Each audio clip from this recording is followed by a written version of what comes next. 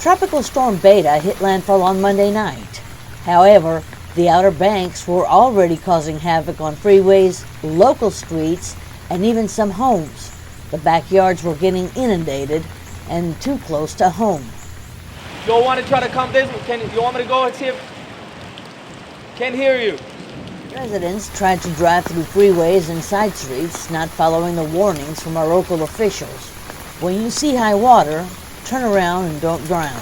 Mayor Sylvester Turner sent out an email requesting people to go home before the roads got worse. Another particular danger is ponding water. When vehicles drive fast, it causes a complete whiteout on your windshield, which may cause you to lose control or even get involved in an accident. Tropical Storm Beta traveled from Corpus Christi and then turned west towards Houston, Harris County, and Montgomery County. Mariana Oyanguren, HTV News.